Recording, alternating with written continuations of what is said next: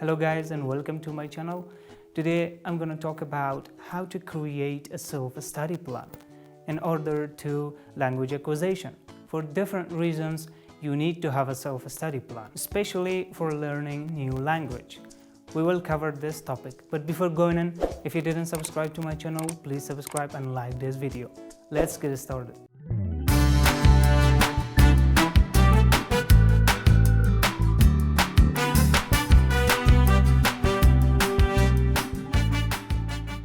So the first step in self-study plan is making and defining a specific goal for yourself.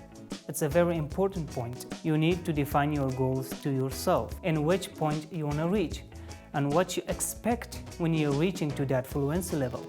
If you're planning to learn a new language, if you plan to get a high score on IELTS or TOEFL, after 1 year from now on, you need to know on that digit number you want to reach, what uniqueness you have for preparing yourself based on that uniqueness. I mean, you need to know what does it mean to take 7 in IELTS speaking test, or which rules does the listening and reading have, what to do, what you need to do in order to take 7 in speaking.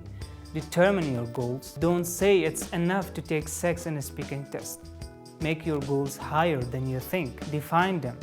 But if you don't define your goals, you can't reach to that specific point easily. The next one is language level. The next step you should understand is knowing your language level, in which exact position you are right now and how much it remains to reach to the point you want. How to know your level? Just type these words, and also I will leave the link in the description box. Click and determine your level. Once you understand your level, it's time to choose your resources.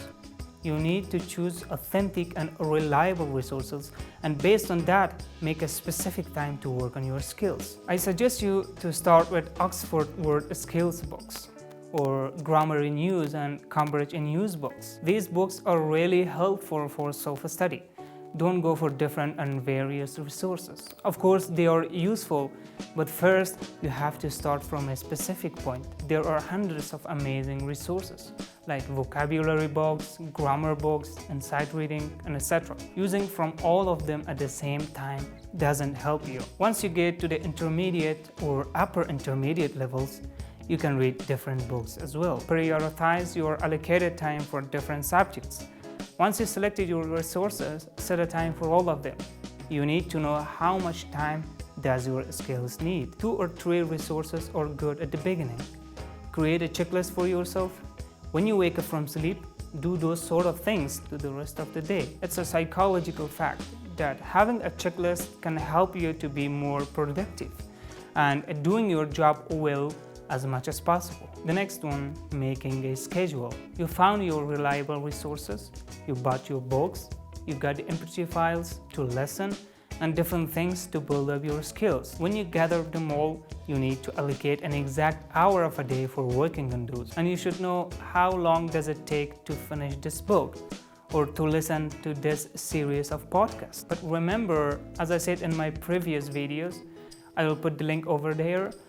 Don't focus on finishing the book. Put your time to summarize the lines and to pull out the concept of that book. Okay, now make a schedule to work on your different skills. An important thing is having a deadline. You need to determine a deadline to yourself. Maybe you need 3 weeks for understanding and reading this book. This book is almost 280 pages. Define a deadline and divide it into 3 weeks. 90 pages per week. I have to read 90 pages every week, and by the end of the week 3, I accomplish reading of this book too. This time management really works.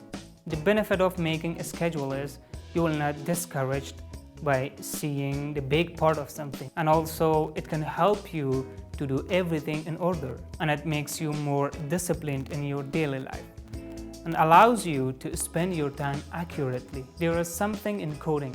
For creating something or for solving some coding problems, you need to chunk big problems into small ones and then start solving it. Apply this trick into all of your part of life. For solving your problems, don't see the big obstacles that is in your way. Just see one angle of the obstacle and then try to solve it. Then see the next angle and solve them too. And finally, you see you solved all the problems. When it comes to language learning, we see thousands of vocabularies, expressions, grammar rules.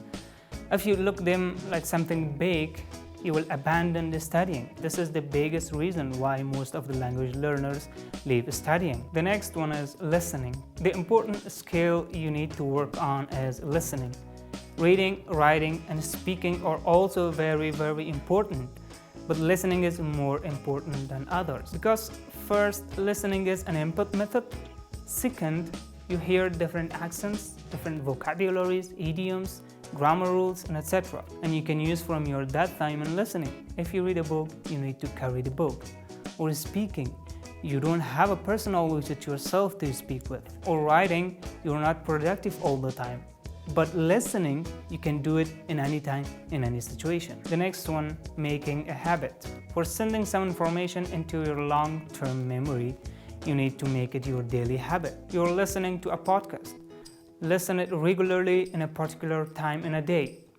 After listening a few days, it will become your habit. If you want to write a book, do it every single day in a particular time. If you read a book, read it in a particular time.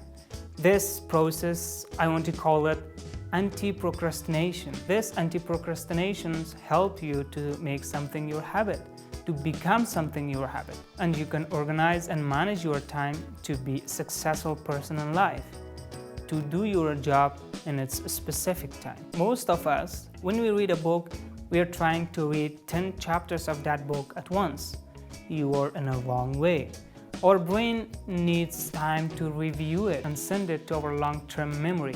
It's not a good way to put those amount of information into our brains.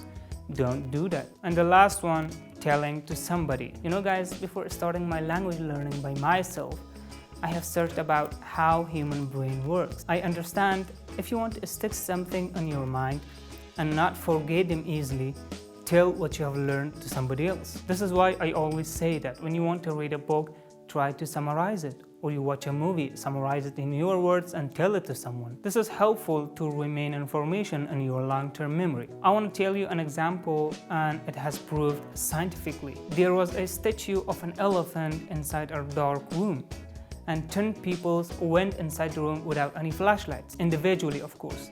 Everybody touched one part of that statue, and when they came out, they got asked, "What did you feel?" One guy said, "I touched the leg of an animal." Next one said, "I touched the trunk of an elephant." Everybody told different things, but they finally realized they touched an elephant. When it comes to studying, it's the same. We see the whole part of something, and it's hard to absorb it. When you divide it into small parts, you can simply learn it. So practice these tips and you will see the result. Thanks for watching the video up to end. If you didn't subscribe to my channel, please subscribe and hit the bell icon for my next video notification. And please motivate me with your likes and sharing my videos with your friends. Wish you the best.